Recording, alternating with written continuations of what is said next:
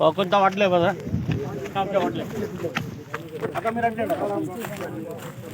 ఎట్లా అంట మీరు ఇట్రా ఇట్రా ఇట్రా ఇట్రా ఈ చిత్రం ఇట్రా ఈ మూలకి ఇటే నేరుకురా నేరుకురా నేరుకొచ్చే ఇటుగా ఇటుగా ఇటు సైడ్కి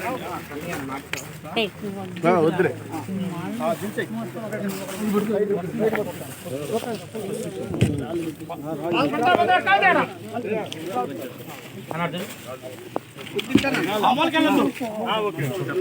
అటు గ్యాప్ వదిలేసేయండి వెనక్కి వచ్చేయండి వెనక్కి వచ్చేయండి అందరూ ఇటు వచ్చేయండి వెనక్కి వచ్చేయండి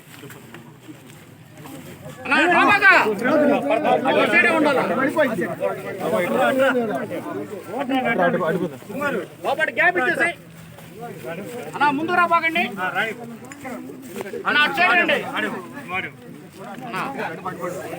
అటు సైడ్ రండి అటు సైడ్ రండి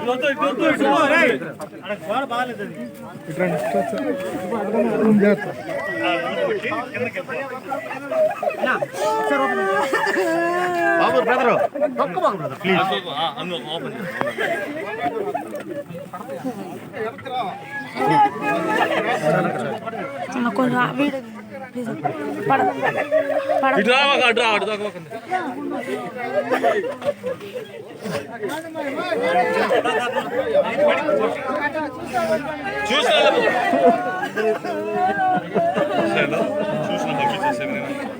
వెనక్కి బొమ్మ అటు బొమ్మ అటు బొమ్మ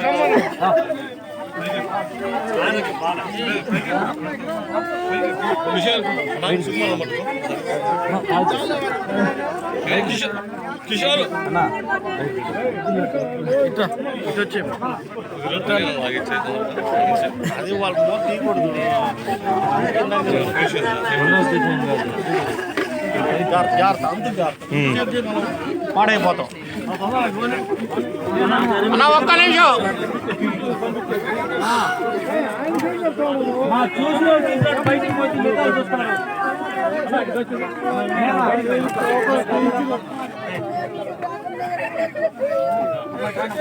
మూత మూత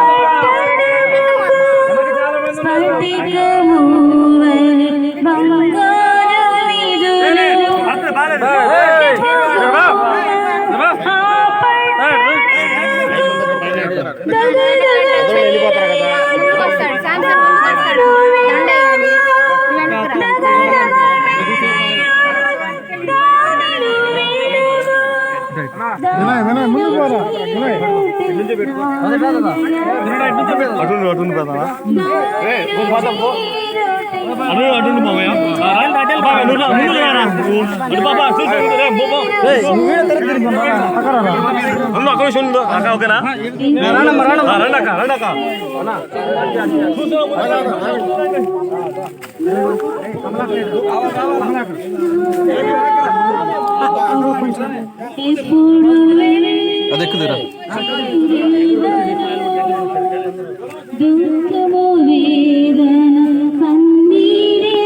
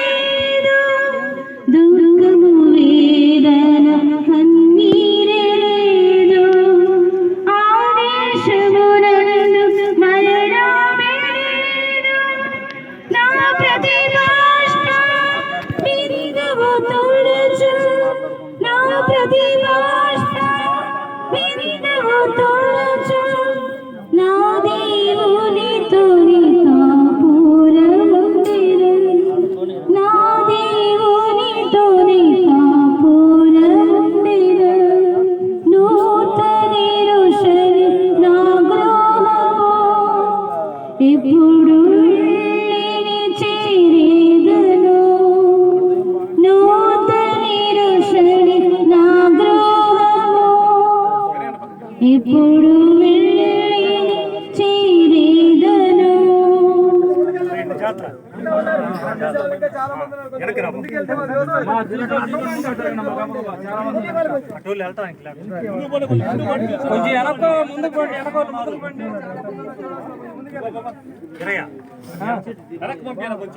మళ్ళీ ఇబ్బంది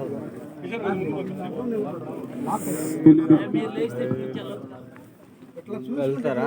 మొదటి కొరింథీ రాసిన పత్రిక 15వ అధ్యాయం 20వ వచనం.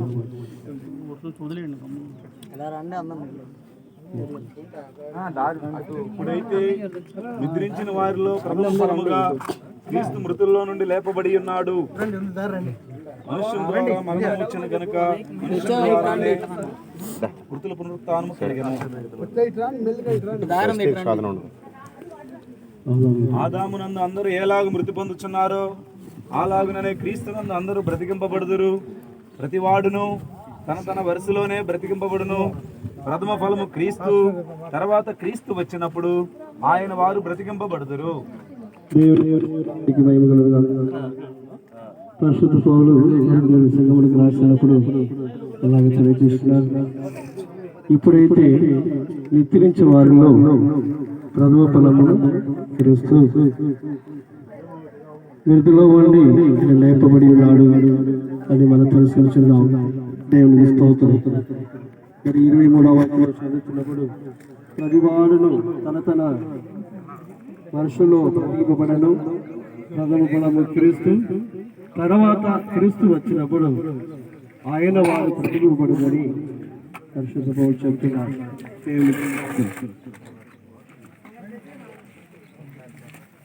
మొదటి దశలోనికి రాసిన పత్రిక 4వ అధ్యాయము 13వ వచనం చదువుతుంది.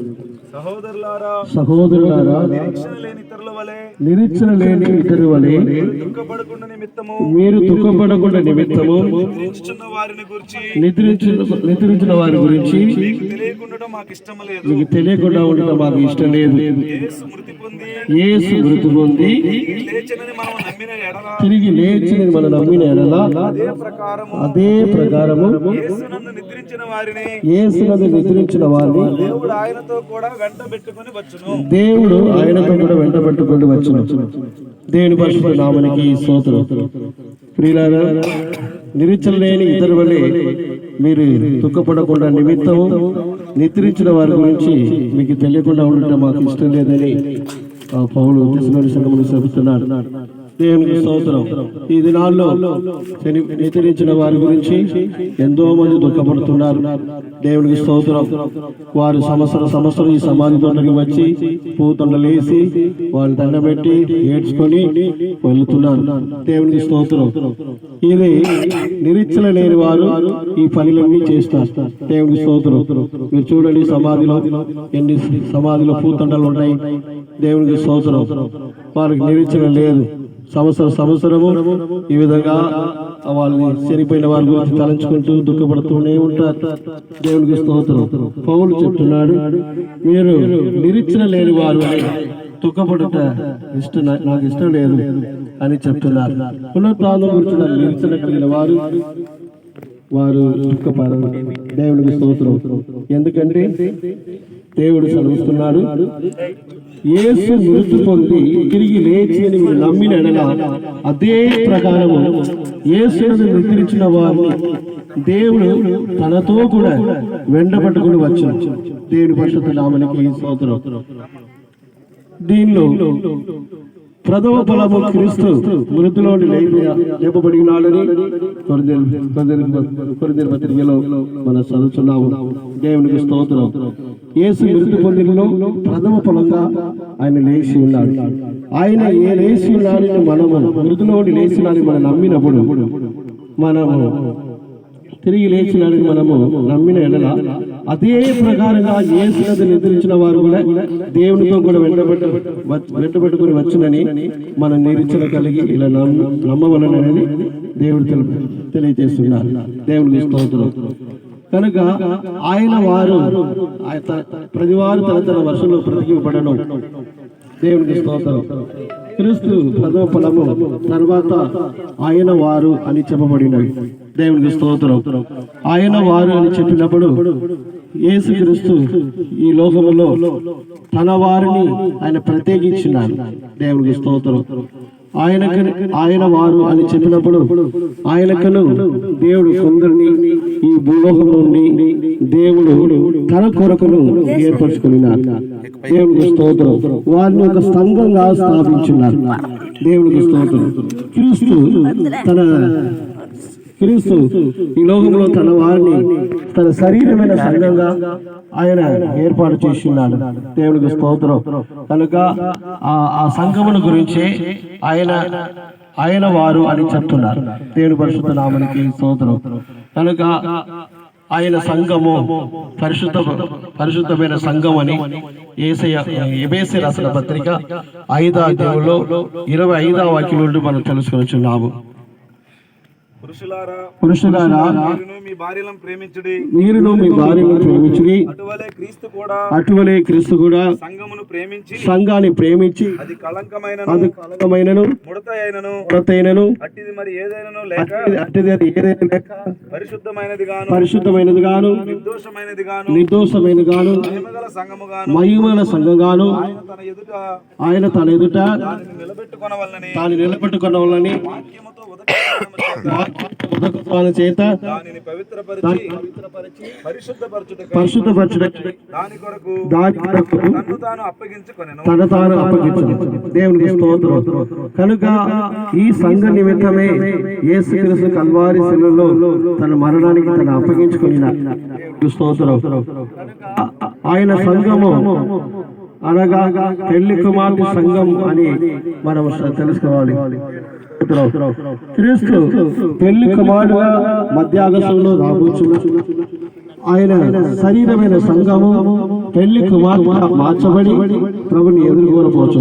ఇంకొక విధంలో చెబితే ఆయన భార్య అని ప్రకటనలో మనం చదువుతున్నాము.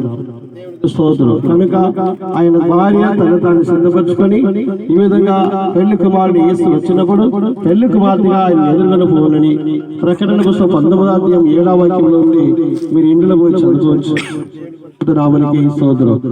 ఆయన భార్య అనగా ఆయన సంఘము. దేవునికి స్తోత్రం. క్రీస్తు అలాగే ఈ సంఘాన్ని పోషించి కాపాడుచు వచ్చున్నాడు. దేవునికి స్తోత్రం. కనుక ఈ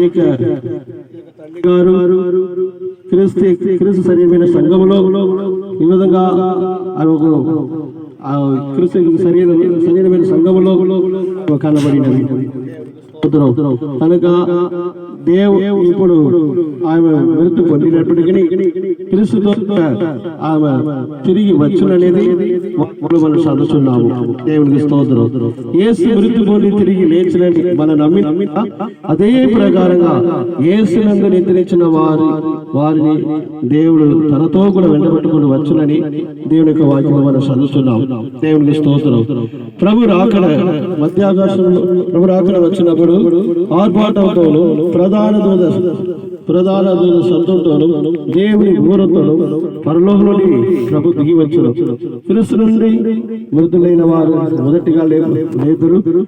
ఆ మీదట సజీవులై నిలిచుండే మనము వారితో కూడా ఏకముగా ప్రభుని ఎదుర్కొన్నట్టు ఆకాశ మండలములకు మేఘముల మీద మన కొనుపోబడదము. కాగా మనము సదాకాలము ప్రభుత్వం కూడా ఉండుమని వాక్యం మనకు చదువుతున్నాము. దేవునికి స్తోత్రం. కనుక మనం చదువుతున్నప్పుడు మేము ప్రభు మాటను బట్టి మీతో చెప్పినది ఏమనగా, ప్రభు రాకడ వరకు సజీవులుగా నిలుచుండు మనము నిద్రించిన వారి కంటే ముందుగా ఆయన సన్నిధి చేరమని పరిశుద్ధ పౌలు చెప్తున్నారు. దేవునికి స్తోత్రం. ప్రభు రాకడ వచ్చినప్పుడు నిద్రించిన వారే మొదటిగా లేవబడుతున్నారు. దేవునికి స్తోత్రం. అనగా ఆయన శరీరమైన సంఘము క్రీస్తునందు మృతి పొందిన వంటి వారు లేపబడి మధ్యాకాశంలో ప్రభుని ఎదుర్కొనపోవచ్చున్న వారు ఉంటున్నారు. తర్వాత ఆ మీదటనే సజీవులుగా నిలుచున్న మనము వారితో కూడా ఏకముగా ప్రభుని ఎదుర్కొనపోదుమని సెలవుతున్నారు. దేవునికి స్తోత్రం.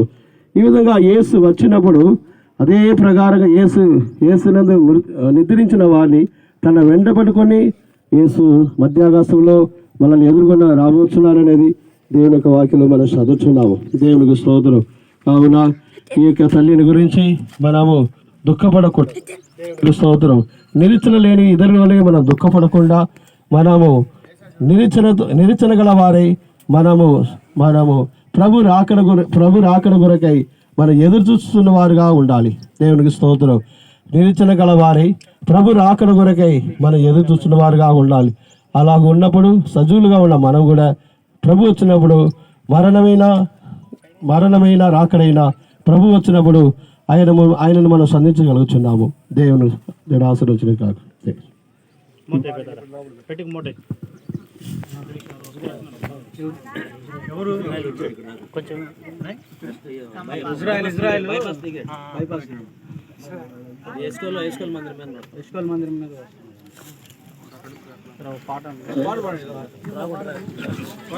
अंकुल दे सुनो या अंत दिसना నగరములో ప్రకాశించుటకు సూర్య చంద్రులు దానిలో లేరు. ఆ నగరములో ప్రకాశించుటకు సూర్య చంద్రులు దానిలో లేరు. గొర్రెపిల్ల ప్రభు యేసే దానిలో దీపము. గొర్రెపిల్ల ప్రభు యేసే దానిలో దీపము. పెండ్లి కుమార్తెగా మహిమాలో వసింతు. పెండ్లి కుమార్తెగా మహిమాలో వసింతు. నూతన యెరూషలేం నా గృహము. ఎప్పుడు వెళ్ళి చేరేదను. నూతన యెరూషలేం నా గృహము. ఎప్పుడు వెళ్ళి చేరేదను. క్రీస్తు యేసే మూలనాయిగను. అపోస్తలుని పునాదుల రాళ్ళగా కట్టిరి. క్రీస్తు యేసే మూలనాయిగను. అపోస్తలుని పునాదుల రాళ్ళగా కట్టిరి. అమూల్య రత్నములతో అలంకరింపబడి. అమూల్య రత్నములతో అలంకరింపబడి. ఆరమ్య నగరమే నా నిత్యవాసం. ఆరమ్య నగరమే నా నిత్యవాసం. నూతన యెరూషలేం నా గృహము. ఎప్పుడు వెళ్ళి చేరేదను.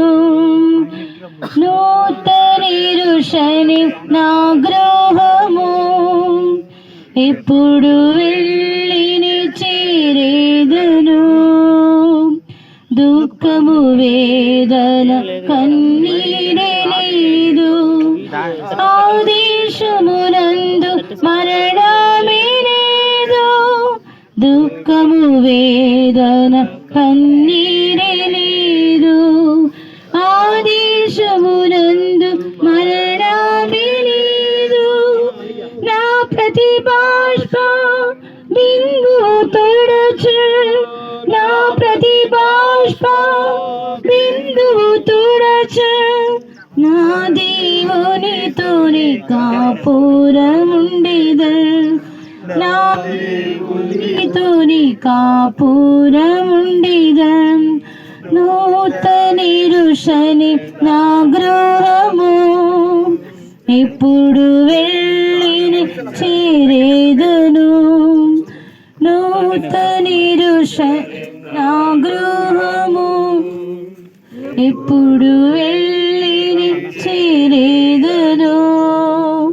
సియోను సౌందర్యం ఆ నగర మహిమా. సియోని శాశ్వత శోభాతిశయము. సియోను సౌందర్యం ఆ నగర మహిమా. సియోని సీయోని శాశ్వత శోభాతిశయము ఆ దివ్యపురములో చేర్చుము త్వరగా ఆ దివ్యపురములో చేర్చుము త్వరగా ఆకాంక్షతో నేను కనిపెట్టి జీవితు ఆకాంక్షతో నేను కనిపెట్టి జీవితు నూతన రుషని నా గృహము ఎప్పుడు వెళ్ళి చేరేదను నూతన రుషని నా గృహము ఎప్పుడు వెళ్ళి చేరేదను స్ఫటికము వలి బంగారు విదురు ముత్యపు గుమ్మము ఆ పట్టణము స్ఫటికము వలి బంగారు విదురు ముత్యపు గుమ్మము ఆ పట్టణముకు దగదగ మేరయును దానిలో వెలుగు దగదగ మేరయును దానిలో వెలుగు దానిలో చేరుటి నా హృదయ వాంఛ దానిలో చేరుటి నా హృదయ వాంఛ నూతన రుషని నా గృహము ఎప్పుడు వెళ్ళి చేరేదను నూతన రుషని నా గృహము ఎప్పుడు వెళ్ళి చేరేదను రారాజు నగరమే ఆపురము రారాజు నగరమే ఆపురము రమ్యమైన సియోనే దాని ఉన్నత వాసస్థలము రమ్యమైన సియోనే దాని ఉన్నత వాసస్థలము నూతన రుషని నా గృహము ఎప్పుడు వెళ్ళి చేరేదను దేవునికి స్తోత్రం. మొదటి కొరింథీ రాసిన పత్రిక 15వ అధ్యాయము 36వ వాక్యం 36వ వాక్యం.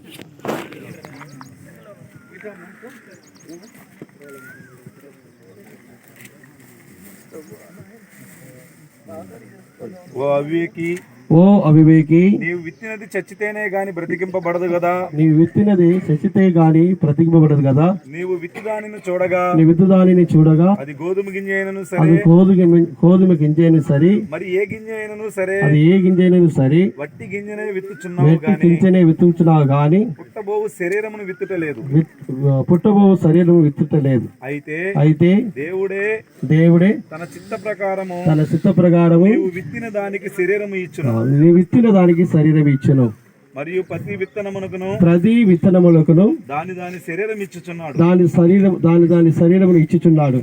మాంసమంతయు ఒక విధమైనది కాదు మనుష్య మాంసము వేరు మృగ మాంసము వేరు పక్షి మాంసం వేరు చేప మాంసము వేరు మరియు ఆకాశ వస్తు రూపములు కలవు భూవస్తు రూపములు కలవు ఆకాశ వస్తు రూపముల మహిమ వేరు రూపం వేరు భూవస్తు రూపముల మహిమ వేరు భూవస్తుల రూపం మహిమ వేరు సూర్యుని మహిమ వేరు చంద్రుని మహిమ వేరు మహిమ వేరు నక్షత్రముల మహిమ మహిమ వేరు మహిమను బట్టి ఒక నక్షత్రమునకును